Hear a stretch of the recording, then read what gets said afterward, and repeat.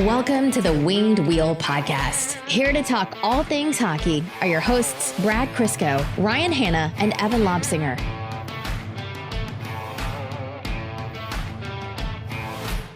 So is it Joe Veleno or Joe Veleno or Velane Swole?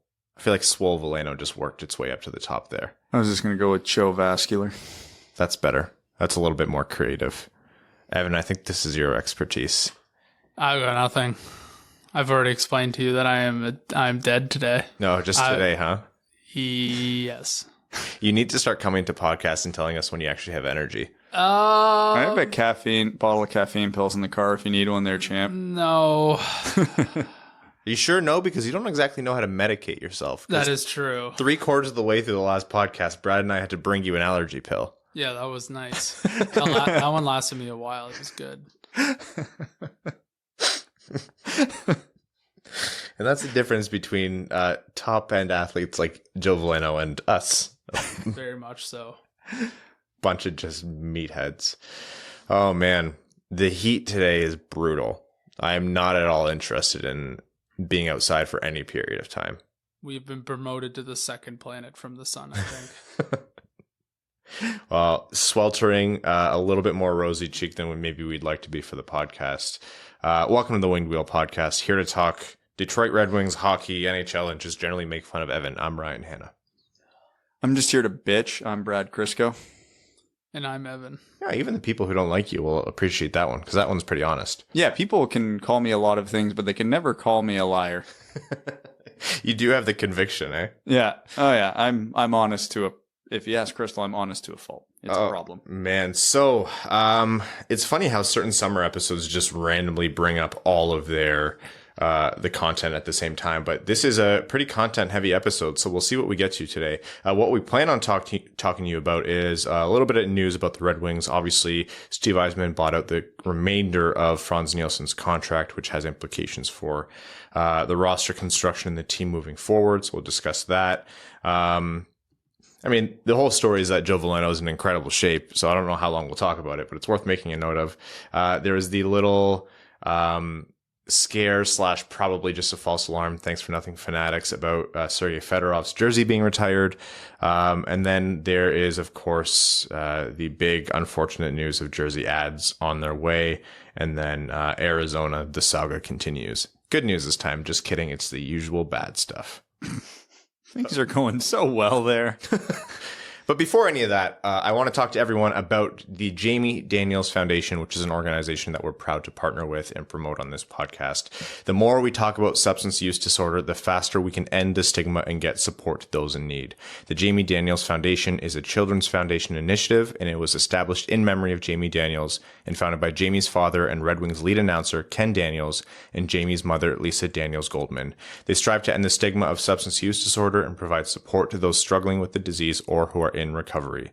To learn more and offer your support, visit jamiedanielsfoundation.org.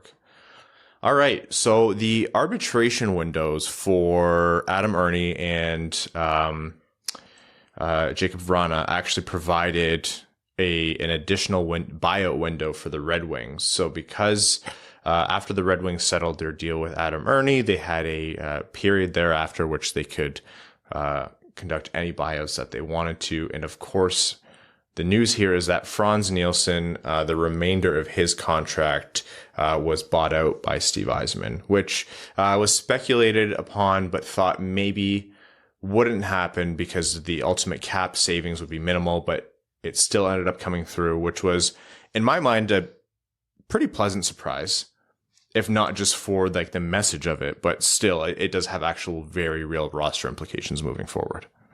Yeah, and I think the roster implications are all that really matters here, because I think the Red Wings save a little bit of real world dollars here, but barely anything. The cap savings this year are minimal, and the 500,000 cap hit added to the following season is also basically nothing. So not a lot of financial implications here, but the Red Wings have their NHL roster plus a boatload of prospects coming up, a boatload of prospects coming over, and then a pretty healthy roster in Grand Rapids. So even though it doesn't seem like much, Frans Nielsen taking up one of those spots is less than ideal, because the one saying I've been saying on this podcast that I was parroting off of another account for a while seems to be coming to fruition this offseason. I can't wait for the day NHL teams play young players who might be bad instead of old players who are bad. Mm-hmm. And Nielsen, Sean McIndoe who says that? No, I feel like it was one of the analytics guys, but I don't remember which one. Yeah. It was Evan, I want to say it was Micah, actually. Oh, okay. And Helm,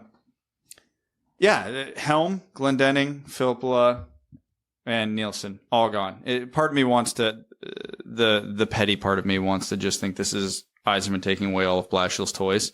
That's kind of like a final warning, but I don't think that's Yzerman's style. No. I think this is legitimately just the offseason of turning the old roster to a young roster. I think the Red Wings average age went from near 30 last season to now it's under 27 as of this moment. So I really think that's all this is. And I know a lot of people have been trying to read a lot more into it.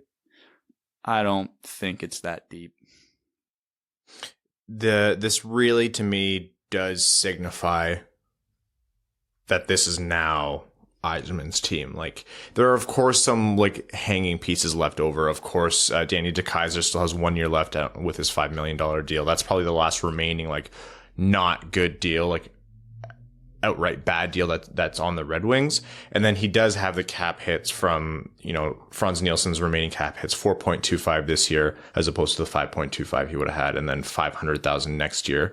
And Justin Abdelkader, who has 5 more years of cap hit left, about 2.3 for the next 2 seasons, and then just over $1 million for the 3 seasons thereafter. So are there like vestiges remaining of the Holland era and or the buyouts that Yzerman had to use? Yeah, of course. But really, like, this is the big changeover for me. We're no longer talking about anchor contracts on the Red Wings.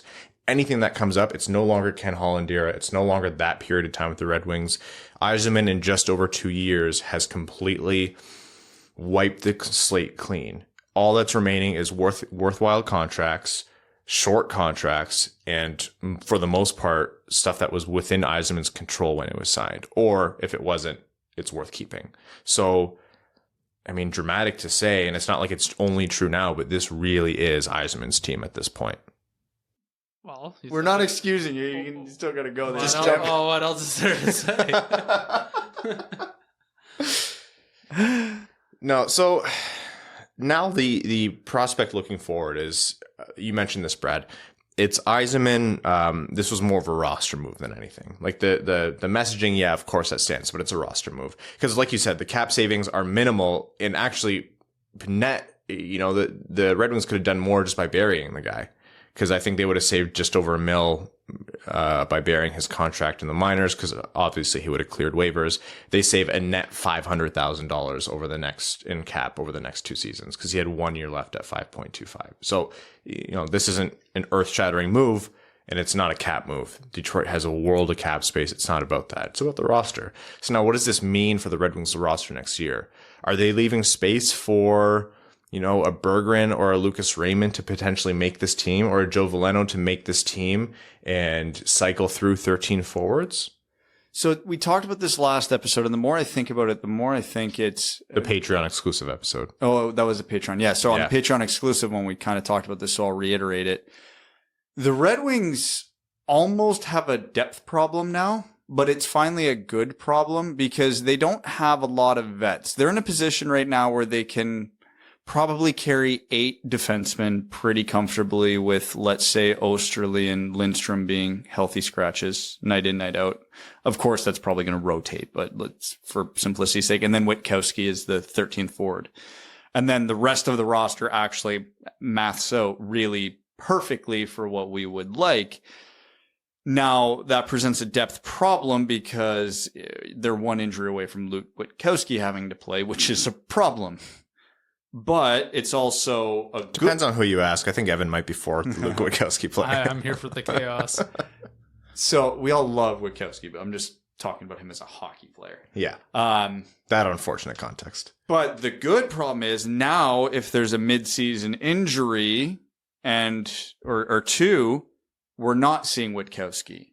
It's Veleno, Berggren, Raymond first on the phone to come up and get a handful of games to fill in for a hypothetical Robbie Fabry injury or a Sam Gagner injury. So rather than, injury, Frans Nielsen time, or we're bumping Darren Helm up the lineup, those days are dead. Mm-hmm. And those have been that's probably been my biggest gripe in the history of this podcast is, can we stop doing this? And now there's no option to do that, which is just wonderful. Yeah, like if we reach a point where, Mitchell Stevens is doing really well in the fourth line or the third line or whatever, and what some Tampa fans have mentioned, which is that he's got a lot of skill and he's a high energy guy, he just needs to stay healthy and have the minutes. If that all comes into play and Jeff Blashill says, yeah, you know what? I need some stabilizing presence. Mitchell Stevens is doing well. He's been in the game for a little while now, and they move him up. I feel way better about that than, having to push Darren Helm up the lineup again, which, none of this is slander against Helm or Glendening or whoever it was, because it wasn't their fault. They were asked to do a role which they really weren't equipped to do at that stage in their careers. So, yeah, I mean, I don't think the actual story here is that, not like Dubas did to Babcock in Toronto, where he got rid of his toys, so to speak. I don't think that's what happened. What's happening here with Yzerman and Blashill? It's just the nature of your team gets better. There's less. If you pick something up, it's more likely to be a worthwhile option. Yeah, and it also opens up the opportunity for some random chance good luck, because there's stories all over the NHL, if you look close enough, of this guy was a nobody prospect. There was an injury. He came up, and all of a sudden he scored 20 goals. I'm not saying that's going to happen to Detroit because it's more rare than it is common, but among the 32 teams, there's a few of these guys every year. So instead of Frans Nielsen being the guy coming in, and we know what he is, maybe a Chase Pearson comes in and does something. Maybe Taro Hirose finally puts it together this year. Maybe Joe Veleno, just yoked Veleno here, is just goes off. Like, I'm not saying it's going to happen, but players beat the odds all the time. So now that's something that could conceivably happen in the next year or two, which has never happened in the history of this podcast. Yeah. And I don't want to, I think Red Wings fans should be careful to not get their hopes up. If Veleno or not Rasmussen, Berggren or Raymond or any player that's coming in and has an outside shot at camp, if they have a bad camp, they're not making the Red Wings to start the season. I think if they'll have a good camp, if there's no injuries, they're not making the Red Wings this season. Like they're gonna be on the outs. Yeah, the moving Nielsen does just remove one block, though. I do think that does make things there's a little more light at the end of the tunnel. We are one training camp injury at forward away from one of these guys almost having to make the team, unless it's like a fourth line guy and then you could plug in Chase Pearson. But it does, like again, Bertuzzi, Fabry, Gagner injury. Yeah, we're probably getting one of them. It's probably Veleno, which is fine. But with some injury luck, and the Red Wings go in relatively healthy, I don't think we see any of those three in Detroit to start. The Red Wings are far away. Like, we are far away as a podcast from having the conversations that like Tampa fans are having, which is like, do we want Stamkos on the second or third line? And like, that's the biggest fight they'll have on any given night.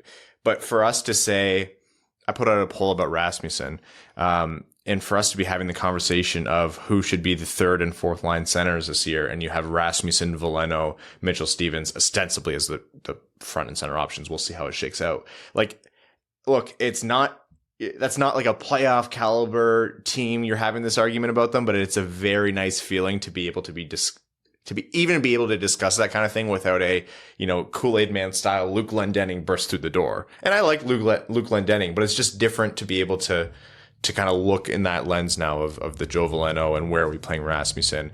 It's nice to see the roster take shape, and it's nice to, after literal years of talking about clearing out the crap from the previous era, it's here now. Like, this is as blank as the slate is going to be.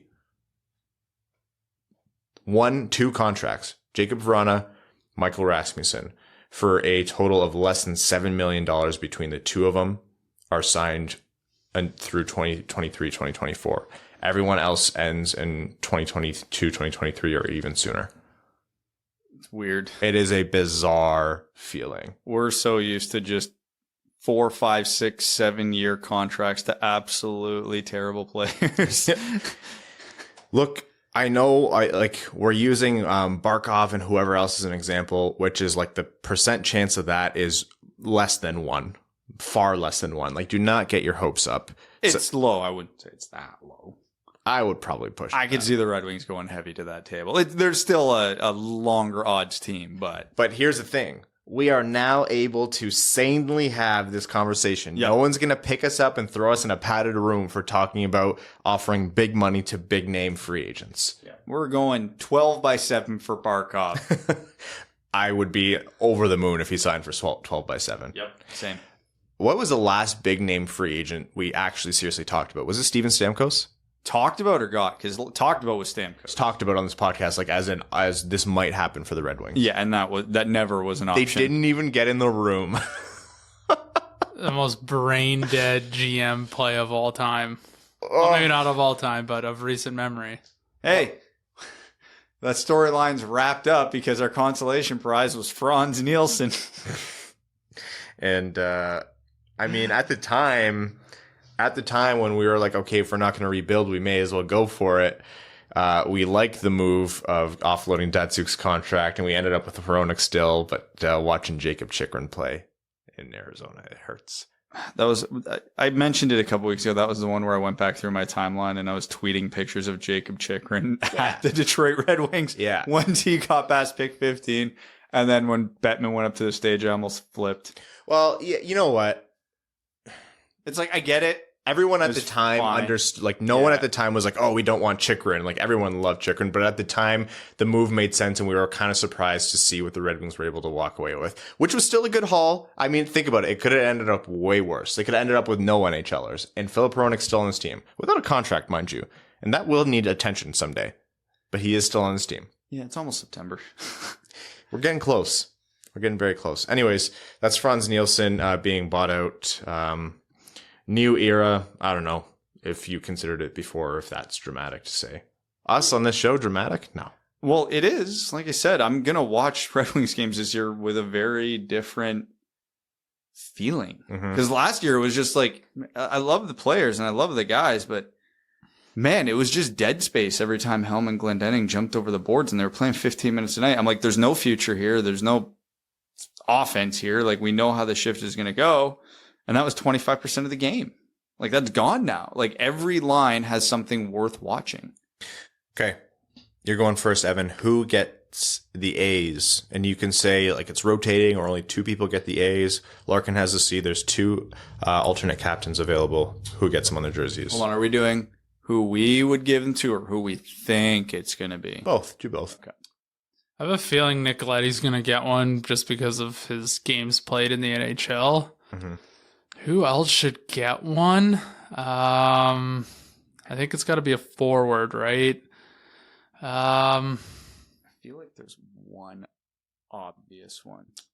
Well, the fact that I can't even think of the lineup right now in my head is not a good sign. I was thinking maybe to our previous conversation. Yes, it might be. I was thinking Bertuzzi, maybe.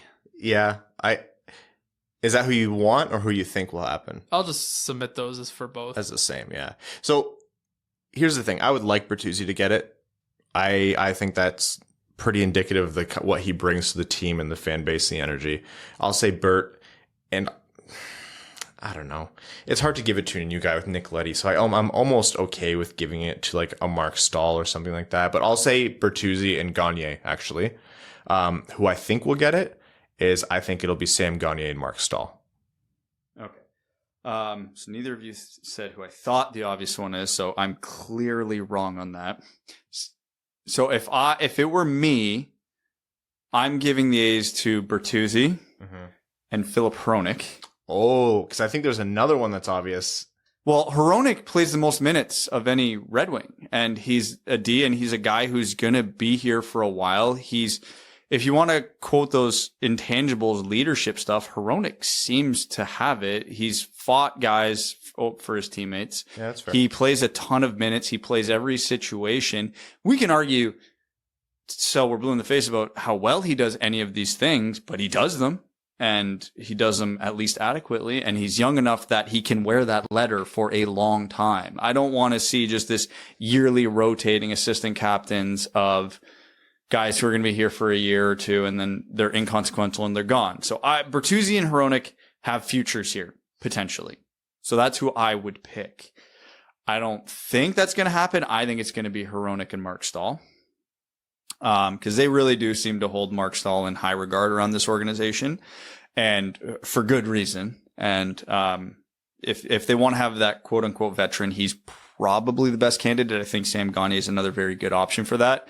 But having Larkin, your captain, as a forward, you can probably get away with 2 assistants as defensemen. So yeah, I think it'll be Hronek and Stahl. I think Bertuzzi and Gagner are both going to get a lot of consideration as well. I think if they're alternating alternates, so to speak, I think you can also see Danny DeKeyser in the mix here. It really depends on how much he plays, and I don't think that's going to be a lot this year. I think of every player on the Red Wings, Danny DeKeyser is the least likely to be back after this season. So it feels agreed. It feels like you're just throwing that A away. And Stahl could just hang on for a bunch of years as that 1-year contract. Gagner could very much do the same thing. So even though their contracts are different, you can see them spending a few more years with the team. I don't think that's happening with DeKeyser. But again, if you're looking at building something with this core, yeah, you give it to Bert and Hronek, because they're the 2 guys in their mid-20s who have the quote-unquote leadership qualities that might be here for half a decade still.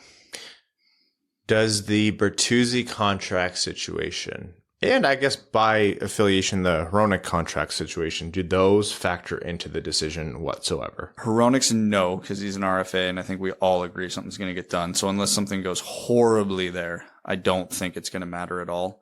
Bertuzzi's could. It feels like this hasn't been going swimmingly behind the scenes, which will obviously impact how the GM and the coach look at the player. I don't think it should matter, but I think it does. All right. One last note about roster construction, putting together lineups, whatever. We had a Patreon exclusive, in off-season mode. We still do midweek Patreon exclusive. And last Thursday night, we did one on projected opening night lineup. So if you're a patron, make sure to go enjoy that. Patreon.com/WingedWheel or on your custom RSS feed that you can get from the site. Anyhow, we talked at the beginning of the show about Swole Veleno. Nice to see him. I mean, this isn't like a notable thing. A lot of players do this, but to see him work so damn hard this summer to put on that much muscle mass, especially like the guy has played nonstop hockey, like a full season over in Sweden, came over, finished off the year in Detroit, coming over and playing in North America, and then jumping the moment his offseason started, jumping into his, offseason workouts to add that much muscle mass. Like, that is a lot of work. He's young and he's able to do it. Is it crazy to say that it makes me feel a little bit more hopeful for his prospects in making the team? It's, if for anything else, I think this gives me more hope from a mental standpoint that he's this into it, this dedicated, like, which isn't new. Like, this is who Veleno's always been, but to go this hard after it and be this honestly successful doing it, because, people can do whatever they want in the off season, but if they don't fully commit to it, it doesn't always work out. No pun intended. But yeah, he's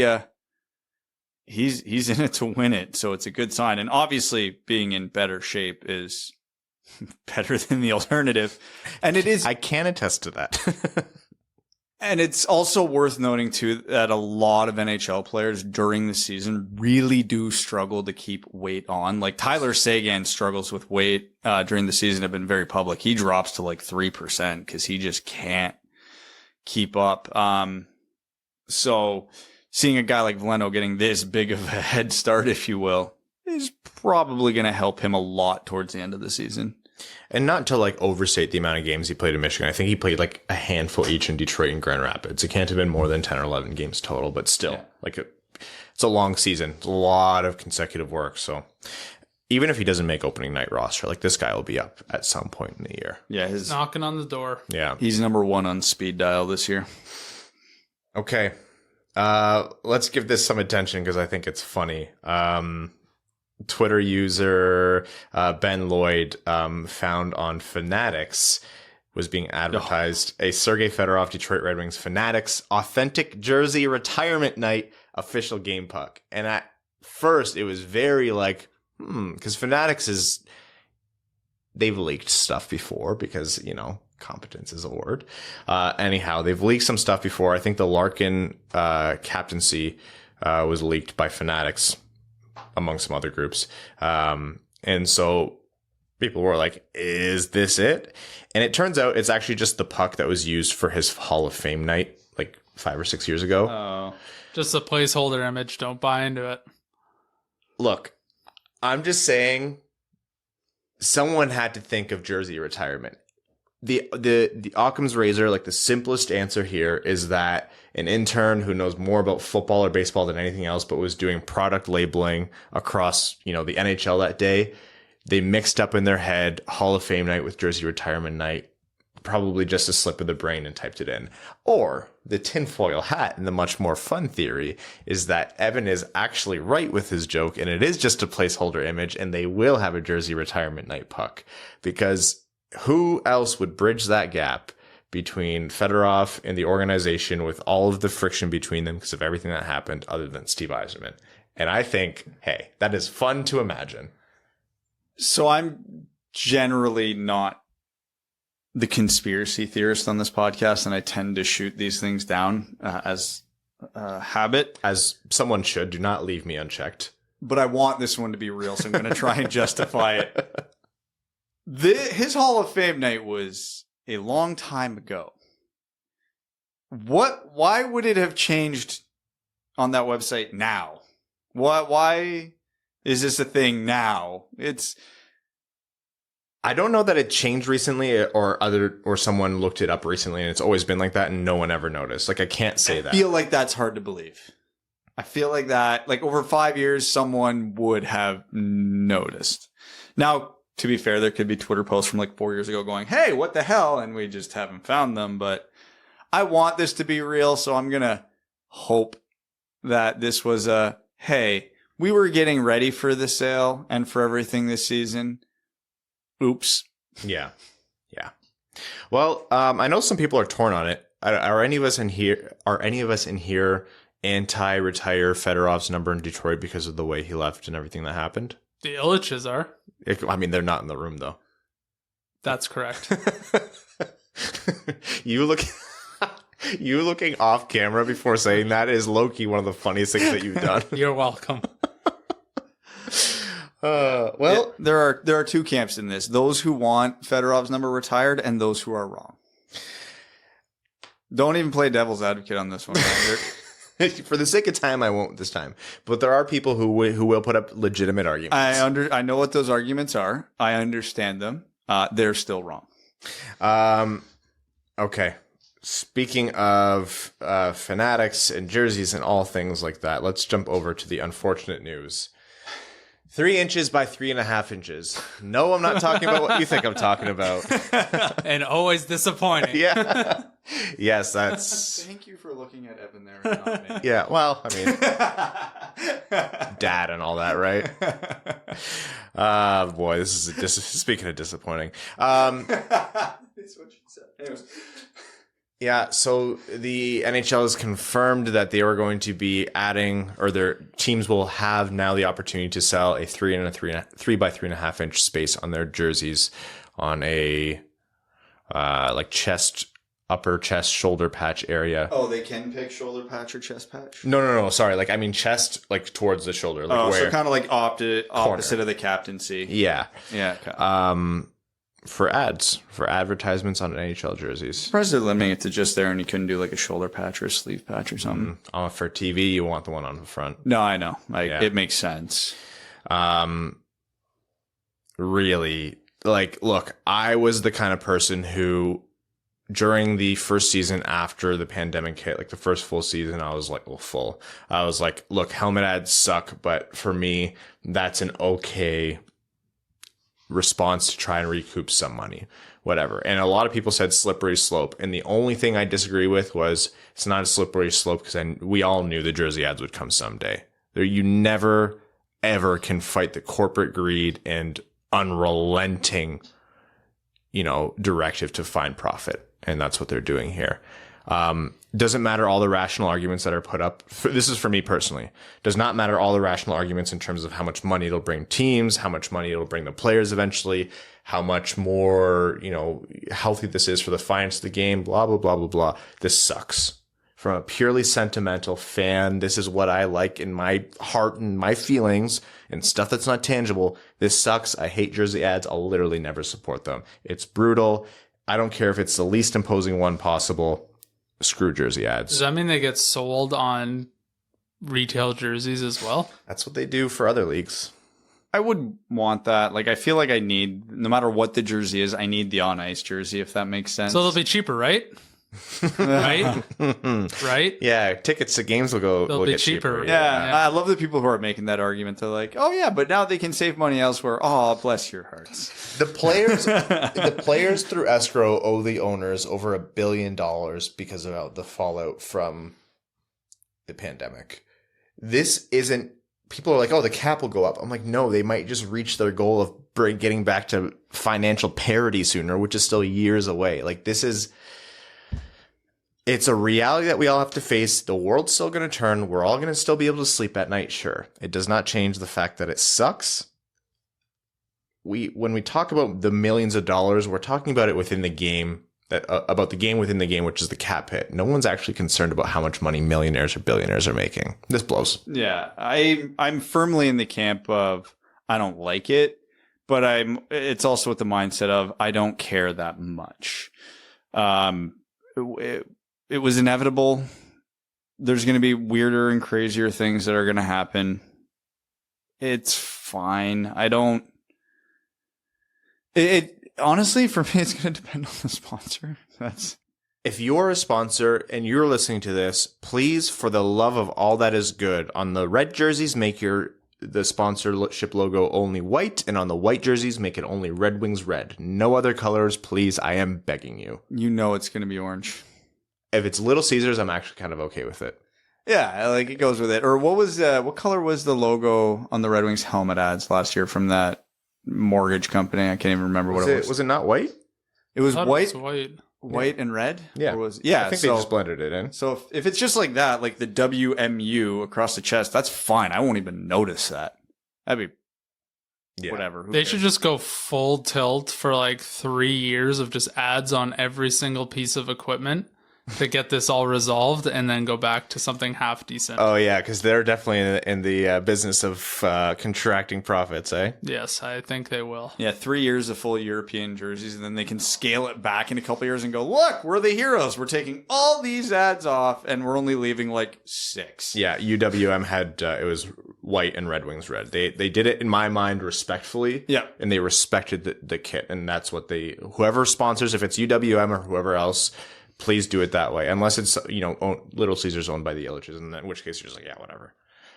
What would be the best like ridiculous brand logo that we could slap on here? Here it is. The best logo, the best possible way to do it is a company buys the space and leaves it blank. If you're a company and you buy the space and you leave it blank, we will give you lifetime sponsorship on the Winged Wheel podcast. No, I'm trying to think of like in terms of ridiculous factor. I'm not talking good factor. I'm like, what would be the biggest eyesore? What the hell is going on company?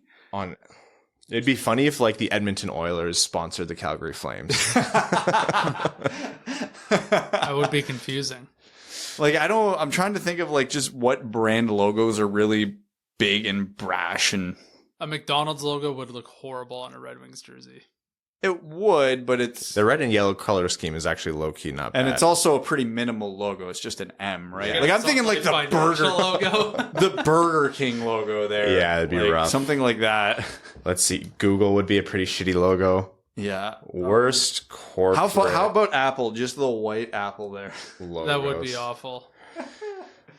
Oh man, what would be terrible? Pepsi would be a bad one. Yeah, we should actually probably stop naming things. We're eventually going to get one right here. Bing. Imagine Bing. Bing would be the funniest one. What's slower, a defense or Bing? Oh man, Bing Bitcoin. Yeah. It's not. I know Let's get some Dogecoin. Yeah, no shit. Or one of the more unsavory. Oh, I'm not going to say it out loud. It's stupid. I know which one you're thinking. Yeah. Yeah, there's a lot of ways. Baskin Robbins would actually be kind of funny, like the kind of cartoony, like BR, the 31. Oh, get some pink and blue going on this. I'm down for that. Cotton candy colors. Yeah, if we have to deal with this, it might as well be fun. Okay, here's a good one. Whoever sponsors the Buffalo Sabres, buy the rights to their old Buffa Slug logo, and then put the Buffa Slug back on the jersey. Let's start a GoFundMe and we'll slap the Winged Wheel Podcast logo on this. I don't even want to begin to think of how much it would cost to get that jersey spot or ad spot. It's going to be like 20, 30, 40 million dollars. Someone, bless them, actually asked seriously, and I was like, okay, two things. First of all, if we had the opportunity to, I don't know that if I could in my hockey fan heart do anything other than leave the space blank. And two, I admire the fact that you think we make that many millions, but we make less than make several millions. If I had 20 million sitting in the bank right now, none of you are ever going to see or hear from me again. So would you be in this room sitting on a dining chair? Podcast? Oh man. Anyways, jersey ads, they suck, and so all we can do is poke fun at them. I do hope, like in accepting what's to come, I do hope that it's something that blends decently on the jerseys, in that when we do eventually kind of block them out with our eyes, it's something that makes that happen quickly. So UWM, I'd be fine with that one. I thought that was fine on the helmets. Adidas Detroit Red Wings jersey sponsored by Adidas. They just get an extra logo. Dude, I'm not kidding. That's kind of like best case scenario. Right? Nike. Really, an athletic company would be best case scenario. Lululemon. Yeah. Yeah, don't joke. They actually make really good stuff. Those would be the most Bauer comfortable just jerseys. Partnered up with them, so now Bauer's apparel is going to be Lulu. Are you serious? I'm so hyped. You have no idea. It's so much money, but it's like it feels so good on your body. Bauer. I get a discount on Lululemon. Why am I friends with you guys? I can promise you my discount's better. Okay, message DM at Brad Crisco for discounts on Bauer equipment. I do have a limit. Okay, the Arizona Coyotes are being kicked out of their arena after this season. It has forever been a fight between the Coyotes and the city of Glendale for their lease on that arena. What's the name of the arena again? Gila Monster Casino Gambling something. Gila River? That's it, yeah. It's pronounced Gila River, right? Gila, yeah. Gila River Arena. So this next season will be supposedly their last, and they're choosing not to renew or terminate the lease or whatever it might be. Being kicked. Yeah, the Coyotes are essentially being kicked out. And here's the thing.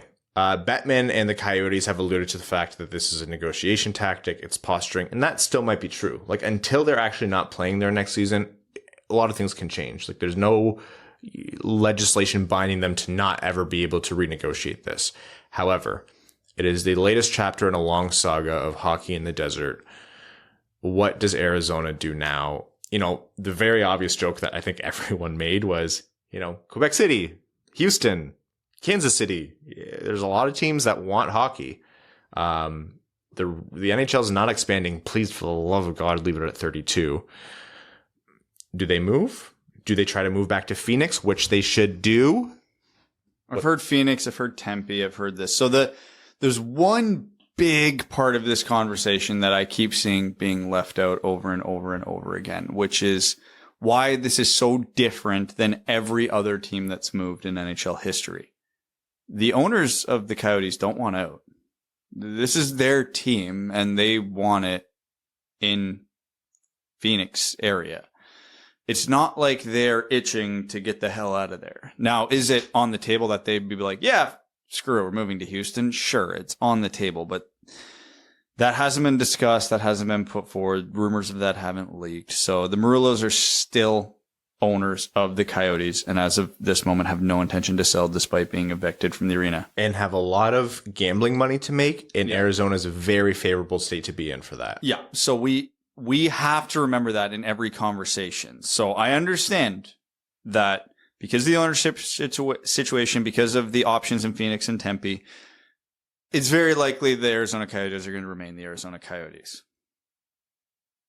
However, they shouldn't. That's the reality of it. This has been a debacle since they've got there. There has never been peace and profitability in Phoenix. even when they're good, they struggle to sell out until the playoffs. There's always some kind of arena battle, location battle, attendance battle, something going on there. And even the games they do sell out or get close to selling out, we've seen the games when the Red Wings go there. The building's 75% Red Wings jerseys. Like, we understand the problem. So if I was the Murillos, I would be looking at, hey, am I going to make more money in Houston? To which the answer is almost certainly yes. Am I going to have more certainty and peace in my arena lease in Houston? The answer is almost certainly yes. Am I going to have better fan support and ad revenue and sponsorships and box sales in Houston or Quebec City or Kansas City? Pick whatever city you want. The answer is almost certainly yes. The Coyotes have been around for damn near 3 decades now. And it's been a shit show the entire time. I'm usually in the Bettman camp of, you don't move a team unless it is truly awful. Like, you can't just abandon a fan base because those are hockey fans you never get back. How are we not at that point with the Coyotes yet? Here's the thing. I've seen hockey work there. We've seen little spurts where it's worked there. So if little spurts in 30 years, though. I know. I just can't help but shake the feeling if that they get it's not a place where hockey is naturally being uptaken, right? Like this isn't Toronto. This isn't Montreal. This isn't some hockey-starved city. You have to convince the residents of Arizona to get behind this team, but it's doable. Look at what's happening in Vegas. Yep. But it's not going to happen when what used to be Phoenix Coyotes are playing out in Glendale. And I'm not going to pretend to be a master of geography in, southern United States. About an hour away and horrible travel from Phoenix. Find a solution to make it easy for them to support the team. Give the citizens of Phoenix and the surrounding area and the entire state an arena in Phoenix near the city center or in a place where it's easy for people to get there. Make it easy for them to be Coyotes fans. Look, Coyotes have all the ingredients for success. Do they mess it up in 45 million ways? Absolutely. Do they have a storied history of success? No, absolutely not. They don't have the pedigree there to justify this going on much longer. If I'm Gary Bettman and I'm Morello, I want to know that I've exhausted every option because A, the money to move is exceptionally high.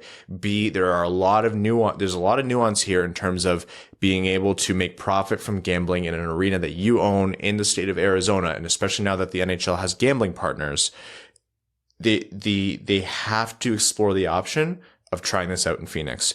I know that's easier said than done. What do you want to do? Build $1 billion, $2 billion complex in a pandemic when no one has any money, and the NHL is still recovering, and you're not going to get a lot of support asking for public funds? Yeah, that's going to be shit. Find a way to do it, even if you have to piggyback on a shittier arena for the time being. Isn't there an arena in downtown Phoenix? They were almost going to play. They were going to share with, I believe, a college ball team, and I think it fell through. Well, that doesn't work. That's a college arena.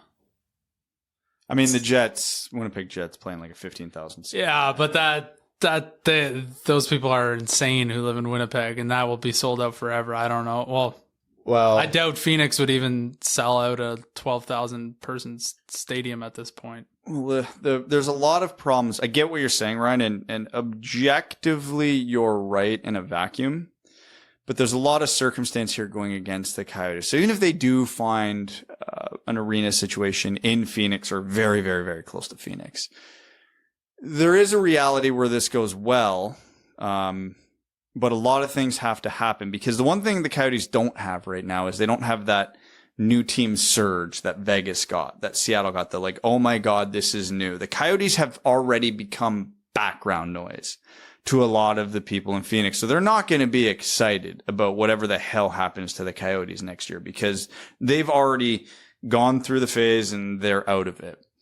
The Coyotes are just entering a very aggressive rebuild. They are going to be bad for a while. So even if they get into downtown Phoenix tomorrow, it's not going to matter because they're going to be one of the worst teams in the league for several years. And then comes the money of, well, who the hell are they paying to host this team right now? So If the Coyotes can turn it around quickly, get a very favorable arena deal, which is unlikely, and somehow have a good enough marketing plan to drum up an interest in all the people who have already forgotten or stopped giving a shit about the Coyotes, sure, it could work, but that's a lot of ifs that I don't think have a strong likelihood of coming to fruition.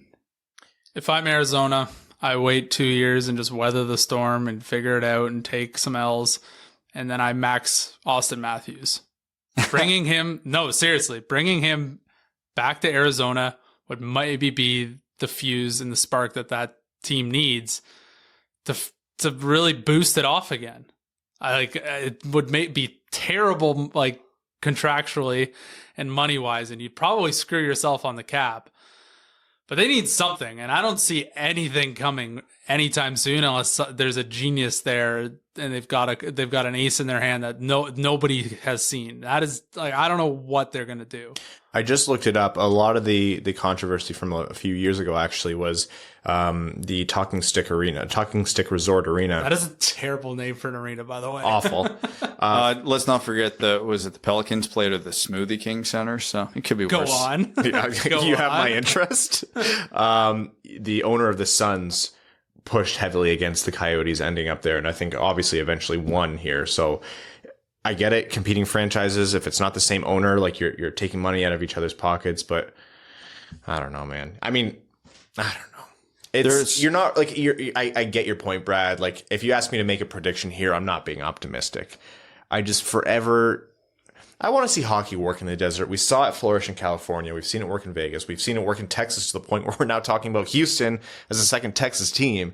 It's the greatest sport on earth. You just have to sell it in the right way to people who don't know that yet. If the Coyotes were coming in tomorrow as an expansion team, I'd be a little more hopeful than I am, given that these people have already had 25 years of disappointment. Because let's not also forget, it's probably worth noting that when the Coyotes first got to Phoenix, when they moved from Winnipeg, they were a playoff team for several years. They did not come in as bottom feeders. They were in the playoffs their first year there. I want to say it was actually the Red Wings who put them out that year. Or the year after. It was really close. But we had their number for a little while there. Yeah. They came as a good team and really struggled to get footing then. Again, that's the 90s. Things could have been done differently, but still. So they didn't get traction out of the start. When they went to the conference finals in the early 2010s, they started to sell out, but only in the playoffs. It died off the next year.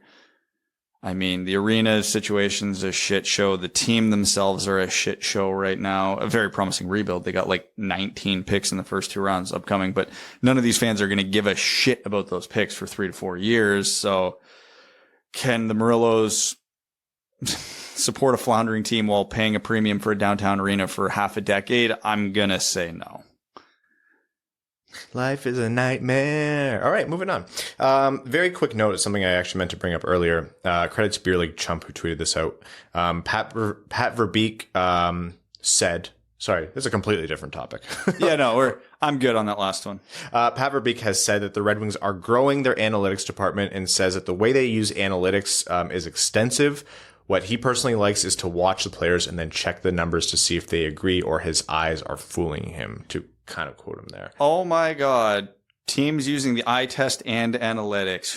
What a novel idea. It is. It's almost like both have value. It is such a non-story, but it was worth bumping because it's something that bears repeating because people seem to be angry about this, but the analytics and the eye test, which I think is a little bit reductive in terms of what the eye test actually is. Like, if you're a coach, it's more than just watching a player and going good, bad. Like, you're working with them on a human level day in and day out. Anyways, those two are part of the same process. If you're excluding one or the other, you are stupid and wrong, but you mesh them together, and that is how you evaluate. I'm not going to say it's a non-story, though, because there are still a shocking number of NHL teams who don't factor in analytics at all. And in their decision making, it reflects. So the fact the Red Wings are embracing it, it's not nothing, because it strikes me up until a couple of years ago. I don't know what happened a couple of years ago. Maybe some management shifting, but the Red Wings did not seem like one of the teams who were embracing it at all. And on the flip side of it, and not, this isn't a counter, but just to represent the other side of things a little bit here, there are far too many people who take, a snapshot in time in terms of whatever analytics or advanced stats that they're looking at, and they use that to extrapolate far too many conclusions about a player or a team.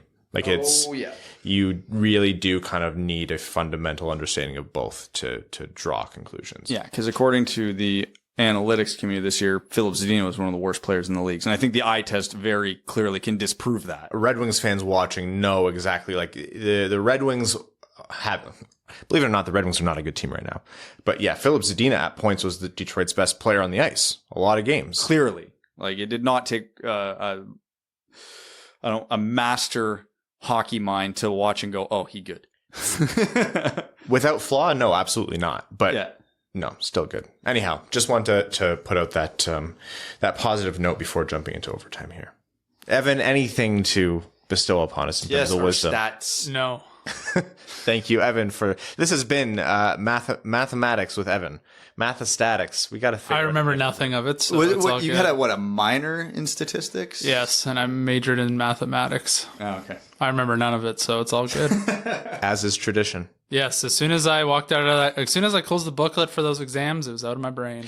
My degree was in biomed, like a lot of biology, a lot of physiology. We were watching a TV show. Mel and I were watching just trash TV, and someone cut their finger open, and someone said like, "Oh, you can see the cartilage," and I was like, "There's no cartilage," and I went, "Yes, there is. Right in your joint. There's cartilage on coating every joint." Oh my God, why did I go to school? Maybe you're just negative, and you just don't believe everything. Contrarian. I agree with you quite a bit, actually. I say yes to you a lot. True. That's not true. I think you say no. It's more that you say no to me a lot. I say no to everything, and almost like in my entire life until I can be proven that it's correct or worthwhile. Yeah. Yeah, you're a pain in the ass. That's what you are. No. Let's jump into overtime here. Overtime in the Winged Wheel podcast is brought to you by our Patreon supporters, patreon.com/Winged Wheel podcast. These supporters are the reason we are able to get together, have a show that continues through the offseason, covers so many different topics, and generally feed Evan. He eats 10,000 calories before every episode. That's just to wake him up. So thank you, patrons, for the literal lunch money. We're going to start by reading some comments and questions with patrons. Eric DRW says, when can we expect more details on the Winged Wheel podcast night now that single game tickets are on sale? Soon. We're just waiting for some details in terms of like sections and reserving those and everything like that. So I think within the coming weeks, it's literally like daily check-ins to make sure that we're on the ball with that. So if you don't follow us yet, at Winged Wheel Pod on Twitter, we'll also email everyone who signed up for the interest form, link in the description of this podcast. Joe Delia says, hey guys, I'm finally going to the prospect tourney this year in Traverse City. This will be the first hockey games I've seen since January 2020. The NHL posted, which player jerseys would you wear from a team you hate? I picked Pasta or Willie Styles. Thanks and enjoy your mini break. Ooh. I hate a lot of teams, so this gives me a lot of options. I think a Pasternak jersey would be sweet. I would love a Krejci jersey, actually, if I had to wear one from Boston. Ooh, Toronto. I'd probably go Marner. I'd wear a Dion Phaneuf Toronto jersey. I'll wear a Shea Weber jersey. Yeah, that's good. That's perfect. That's your only answer. Yeah. Cole Caulfield. Yeah, I could wear a Caulfield jersey. Kucherov jersey just to piss off whoever that still pisses off from Tampa Bay. Josh Brink says, Brad, recently Brad, you recently said onions are disgusting. I want to applaud your bravery. I too find them bulbous, roots gross, and I understand how difficult it makes meals with weirdos who like them. I stand with you. You are fundamentally wrong. You cannot like chocolate. You cannot like... How are you equating onions to chocolate? No, because chocolate is a food that you can have a subjective opinion on. Onions are a foundational ingredient in virtually all good cuisine. No. Yes. No, that is factually incorrect. Bro, it's salt and onions. Yeah. He's not wrong. Yeah, and onions are such a strong flavor that they take over every dish they're in. So now you're just eating onion, whatever the hell else it's with, and it tastes Can't awful. argue with this. No, you can't, because you guys are wrong, and I'll die on this hill. You will die on that hill. Yeah, and I'm in the minority on this one. I will shit. still die on this There's hill. literally tens of you.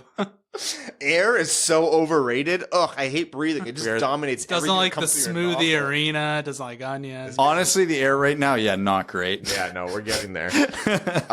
Ruthless and Toothless. This comment is especially funny. Ruthless and Toothless says, you guys are like a volume knob. Min, medium, and max. And that's why the show works. It's pretty self-explanatory who's who. It would make for a great shirt. Yeah. Arjun Shankar says, at what point will Fanatics cause enough damage to a team's brand that people stop buying stuff? Done. I don't think, for the people who care enough to know, they're not probably buying a lot of Fanatics stuff, and they are so widespread that we might see like minor improvements, but you're not going to see outright contracts lost until they beat Tops out for the MLB card. And apparently they're going hard at the other sports too, which not great. I have more hope that they improve their quality eventually rather than them being ousted. Anyways, Stove Yzerman says, I saw this question on Twitter. You were handed a single. Ooh, good question. You were handed a single do-over for any GM and move in your team's history. Just one. What do you choose?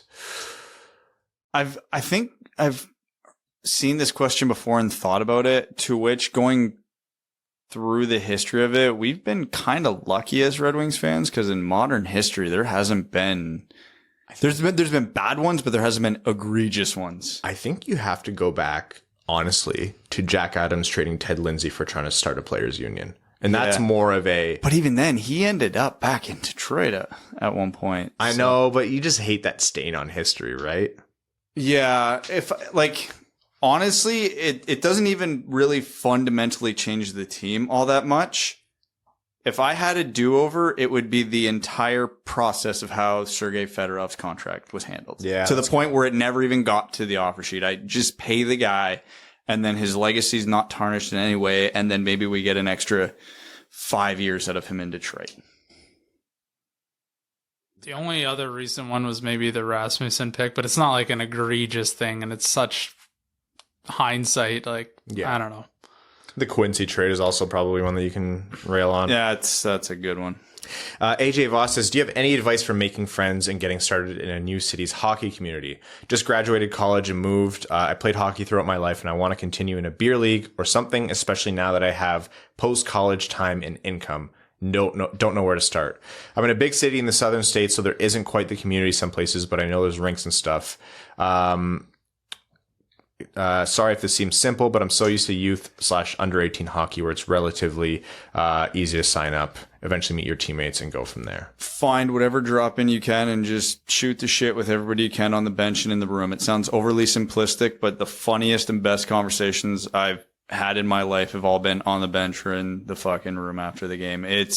I've literally got invited and started playing on teams because of those conversations. Some of the best friends I have in hockey, I did not know before I met them playing hockey with them or against them or at some drop-in. So I can't say anything about it now, but I actually have a really funny story about that I can probably talk about in about 2 months. If you can't find anything online for your closest arena, literally go to the arena and they'll probably have something old school like up on a bulletin board for drop-ins. And if they don't, ask the staff. Even in go to their website. Like even around here, there's like the Rim Park drop-ins. You go to their website, register for a drop-in, you get on a team, and you show up. There might be pickup hockey apps or services near you as well. Yeah. Google it. Linda Hull asks, I was thinking about deep pairings after the midweek episode. Do you think there's any credence to putting Stetcher with Seider? After all, he dragged a practically half-deceased Stahl into being good last year, and I was impressed with how Stetch helped power at the World Championships. Just a thought. If Stetcher can play the left side, I would love that, because then it allows Lindstrom to draw in the lineup over De Keyser and Osterley or whoever, because again, even though I don't think too much of Lindstrom, he's still young, he's still improving, so I'd rather have him in there over a guy like De Keyser. So yeah, if Stetcher is competent on that side, I'd be for it. Evan Beckner says, asked about Veleno's getting jacked. Chris B says, who do you think is or was the better prospect? Shane Wright today or Jack Eichel going into his draft year? Oh, damn. That is exceptionally close. So it's tricky because Eichel was in the States, so we didn't get to see what his 15, 16-year-old hype was up here like we have with Shane Wright. And let me tell you, it's extensive. And then we have the caveat of Shane Wright losing a season in the OHL. So with all that context behind it, I'm going to say Shane Wright. I can't honestly answer this without shaking knowing just how good Jack Eichel is. I'm trying to bring myself back to what Jack Eichel was that year. I'll also say Shane Wright, but just by it's hard to bring. I don't remember what off the top of my head. I don't remember what 15 and 16-year-old Jack Eichel was like, and I can tell you, 15 and 16-year-old Shane Wright looks like he's going to be a superstar. I remember when Jack Eichel was drafted, everyone was saying if this was not the draft he was in, this is a guy who's quite obviously would be a very easy first overall pick. Yeah. Right? Like you are selected behind Connor McDavid. That's the only reason you're second overall. It's kind of miraculous that we got two talents like that in the same draft. But one thing that, like, Shane Wright was the captain of the U18 team as a 16-year-old in Canada. That's insane. And then was their best player in that tournament. Like it's insane. After not playing for a season too. Yeah, no kidding. Josh Terrell says, poor Dennis Cholowski, just when he thought he escaped the worst possible situation, he's now part of the greatest logjam of D-men in the league. Here's hoping he gets a chance one day. You're going to see a lot of those guys move out. We saw the same thing happen with Vegas. Yep. Which maybe will be him.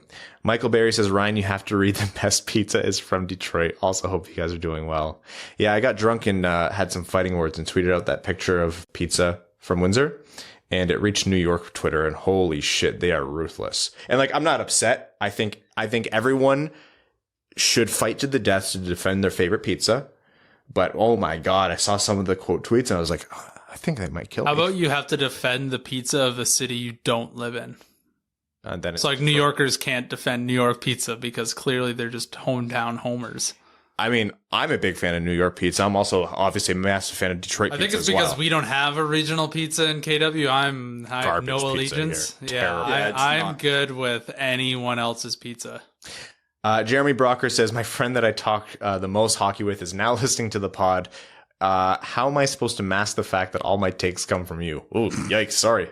Just jump back and forth between each of our opinions and see which one he takes. Please start having irrational takes so it makes me appear smarter. Darren Helm is the GOAT. Oh, wow. I mean, you're off to a good start. Bill Nye the Thigh Guy says, glad to see you guys back in the studio. I thought Evan's word per 60 might go up 20%, but I guess not. It might, but we're in the off season right now, so. I very much am on cruise control. Any bets / thoughts if DeKaiser will get re-signed after his contract is up this year? It better be zero. I think it's genuinely really, really, really unlikely.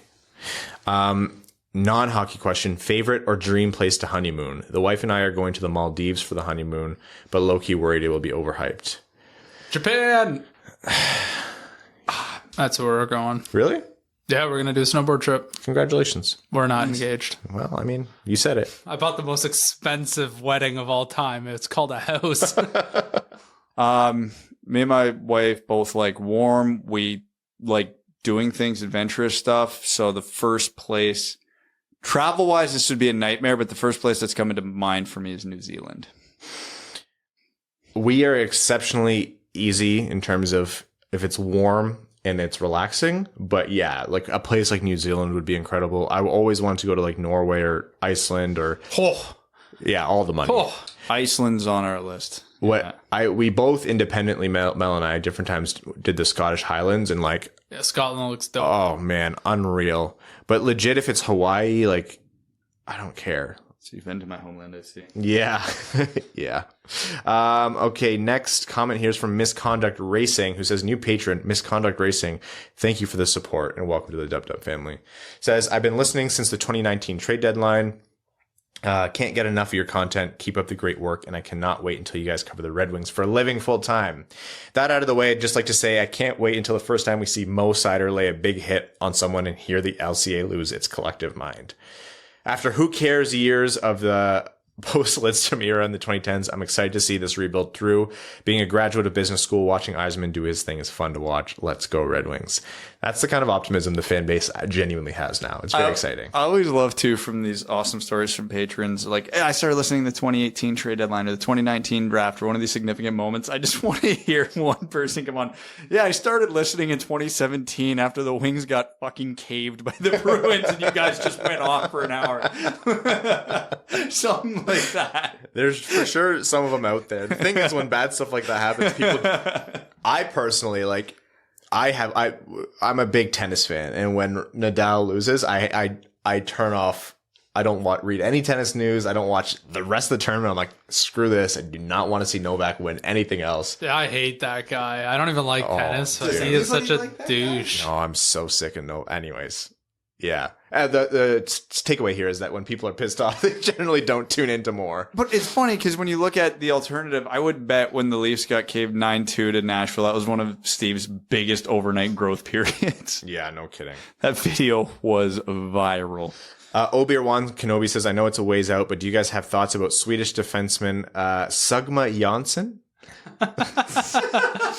He's supposed to be somewhere between the 6th to 9th round this year. Thoughts? I don't know. I think doesn't he have like a Czech Republican cousin named Lik? Yeah, like Misak. Yeah, Mishak. Yeah, something like that. Piss off. Colorado 14er says, I live in Arizona and I'm unhappy with the Coyotes situation in Glendale. Hockey hasn't failed in Arizona. It's failed in Glendale. Putting a team there would be like moving the Leafs to Oshawa or the Wings to Howell. When most of the potential season ticket base is in the far eastern part of the Phoenix Valley and the team plays between 20 to 40 miles west of there, it isn't exactly a recipe for success, especially when you're actually trying to build a fan base. Hey, this actually affirms some of what I was mildly guessing at.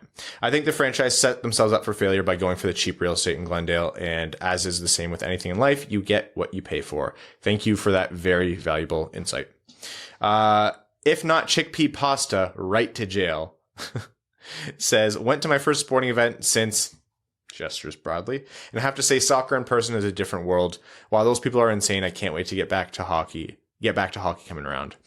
Watching some highlights, I didn't realize how insanely deadly Verana's mid-stride shot is. Watching it in slow-mo and looking how and when he gets a release off is unreal. While his production towards the end won't be sustainable long-term, what point totals do you expect out of a full season of Verana on the Red Wings? 25 goals, 50 to 60 points. Yeah, I'm almost a little bit more optimistic than that. As long as the Red Wings, I think that's realistic in terms of the defense scheme we saw last year. And I also look at his supporting cast. Anyways. Also seeing Isles' Twitter clamoring for Nielsen to return has been fun. They really hyped him up as the Datsuk replacement, and I think it's only fair they take him back on a max term contract. As good as it gets says, started a stretch yesterday of 5 weddings in 6 weeks, 2 of which were yesterday. My fiance and I are going into these looking for ways to make our wedding fun, but also painless for everyone invited. Do you have any wedding tips or tricks to make a wedding awesome, or things you can't stand at weddings? Midnight snack, pizza, poutine, burgers, whatever it is. And if it's an outside ceremony in the summer, make it short and sweet. Brad, I will give you credit. You guys did that. We came in at 22 minutes. Yeah. Also, don't overthink it. Don't come up with your rough plan for what your day is going to be like, and don't, no pun intended, don't get married to it. Just kind of go with it. Crystal and I were very loosey-goosey about everything we had to do the day of, and it made it way more fun because then we were the couple that actually got to have fun and experience our wedding, which happens a shockingly low amount. Also, if it's not an open bar, you're a monster. Stephen Clary. Oh man, I should have said this, right as we were kind of starting the show. Miggy 500th Dinger appreciation comment. That is all. Miguel Cabrera hits number 500. Sad it couldn't happen in Detroit, but man, that crowd is going to be nuts when he returns there. Oh yeah. He's still got a standing O and a curtain call. Yeah. Credit to Toronto. That was really respectful, I felt. Lars, the prophet of the towering behemoth, says, just because it has to be said, Edvinsson has been looking like $1 million in the preseason. For Lunda, it will be one hell of a team to follow from a Red Wings perspective this season. Lars, thank you for our Swedish hockey report. Arjun also posted a tongue twister. Arjun, my throat hurts, so I will not be defeated by that today, but appreciate the from talking a lot. Paniotes.com says, "Good day, Dead Deads. Returning to remind you all to brush those absolute Muppets at Fanatics and get over to paniotes.com to get some gear. By fans, for fans. Although there's a strong message there to retire Stamkos and Tavares' number as well. If you're into that, then you'll love the options. With all those first rounders returning to Michigan, is it time to ask the question, or it is time to ask the question that has been on collegiate sports fans' mind forever. Could Michigan beat the Sabres and Coyotes?" No, obviously not, but it'd be closer than we think. Jersey time. While we are on the mess that is the Sabres, what are their top 3 jersey incarnations? Oh, Buffalo's had some good ones. Black, white, and red angry goat head scheme. As number 1. No, their current royal blue, actually. Yeah, well, I'll go with their OG royal blues. It's basically the same thing. It's a celebration, yeah. Yeah, and then goat head. Goat head. You want to know what's my third? They're gold ones they had. The royal blue with gold instead of white. With the white gloves? 50th. Did they have white gloves with it? Yeah. Yeah. Oh, yeah, 100%. Oh, man. I'm putting those one. I'm putting those one. Those, now that I've completely forgot about those. They were hot. They were the shit. We got them in at my store. They lasted like 2 days. It was insane. Matt S says, "What kind of money in term do you think Hronek will get, who still isn't signed?" He is the most confusing one to me because I could see the Red Wings wanting to lock him up long term, but Hronek's gonna be like, "I played 27 minutes a night. You're not getting me cheap," and the Red Wings are gonna be like, "Yeah, but you weren't that good in that. Like, we're not paying you that." So yeah, I get a gut feeling it's setting to a low fours bridge deal, 2-3 years. Winter Swan, we're going to take a couple Reddit questions here before we wrap up. Winter Swan 4334 says, "Chances number 91 gets retired." Okay, so we discussed whether we would want to. Chances gets retired. At this point with Steve there, I'm going to say 50-50. I'll put it even higher. I'll say 3 and 4 chance with Steve there within the next 5 years. Yeah. Loop Did says, "I'd like to formally invite everyone on Twitter to participate in something called #RateMyTape. You take a picture of your tape job for your hockey stick and have Brad rate it. I've already done it a few times, and while he didn't really like my handiwork, maybe he'll like yours." Honestly, that does sound fun. Like, I'm waiting for the day one of you sends me something even remotely respectable. There hasn't been one yet. The last one that I saw, my response is real. I was like, I can't stop laughing because A, that's an abomination. May the Lord have mercy on your soul. And B, Brad has to be losing his mind. That's hilarious. I was at work when I saw that one for the first time, and like, I guess I had a visible reaction, and my coworker's like, "What's wrong?" And I showed them, and they work with me in the same field I work in, so they were also equally appalled. And they're like, "What the hell is going on?" And I had to explain to them why people were sending me their TJs, and they were concerned for you. It is the kind of Brad bashing we can all get behind. Max Smash says, "Been living through hell this week." Oh man. My son was born on Wednesday and has been in the natal intensive care unit with underdeveloped lungs. Been listening to your old pods to help get some shut-eye while staying with him each night. Really, truly love your stuff and have been listening for about 2 years now. Little guy is almost through this, had an awesome night, and is now off his CPAP machine. Hopefully only a few more nights here and we can bring him home. Keep on doing the excellent work you do, from an emotionally and physically trained dad who appreciates listening to your old and at times wrong takes over the beeps and dings of the monitors. Patreon, here I come once I'm home." Max Smash, first of all, I mean, congratulations on the birth of your son. And yeah, I mean, we're all pulling for him to come through strong and healthy, as soon as possible. Hope him and mom and you are doing, as well as possible ASAP. So happy our stupid voices and shitty takes could help you through some of that. But no, we're seriously all behind you here and pulling for you. His train of thought must be, if these idiots can be this wrong and still have a successful podcast, my kid can pull through anything. Keep us posted. I think he looked good in a Winged Wheel podcast onesie. So just give us a heads up. And before we wrap up the show, we wanted to acknowledge and offer our condolences for the terrible tragedy that took the lives of hockey players Caleb Reimer, Ronan Sharma, and Parker Magnuson this last Saturday after a terrible, terrible car accident. Obviously a tragic situation and an indescribable loss for their families, their friends, and the hockey community. So our hearts go out. Okay, on that note, we are going to wrap up this episode of the Winged Wheel podcast. For patrons, we'll have another midweek episode coming for you either Wednesday or Thursday. For everyone else, the next episode will be on Sunday, barring any kind of like insane news happening. So thank you all so much for tuning in. We'd like to thank all of our listeners, everyone who leave us ratings, wherever you get your podcasts, who subscribe, our patrons, including our name level sponsors, Arjun Shankar, Yves Bartels on behalf of the Sarah Grand Foundation, Kyle Karagitz, Nick Perks, Brett Bailey, Terry, driver of Crying Ryan, Hannah's Banana Slam and Jamathon, Taylor Tadgel, Brandon M, Carl Brutanananaluski, Citizen High Five, Craig Kibble, Derek Enstom, DJ Denton, Give Blood, Fight Probert, Greach, Hana Lee, Hassam Al-Qassem, Jacob Turner, Jake Kiefer, Jeremiah Dobo, Justin and the Angry Mob, Kaylin Wood, King Tone, Cody Stark, Kyle Hashman, Kyle McClure, Matt McKay, Matthew M. Rice, Peter Soderstrom, Pissing and Moaning Brad Crisco, R.A., Ryan Hubbard, Scott Martin, Stacy Lynn, Stove Yzerman, Joe Santangelo, Zach Spring, Andrew Bohan, Sam Bankson, Adam I Wish I Could Finish Like Ernie,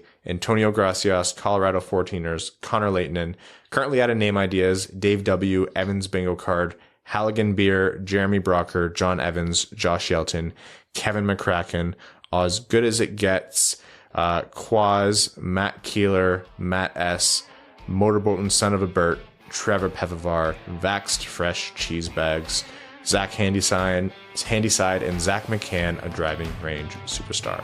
Thank you, and we'll talk soon.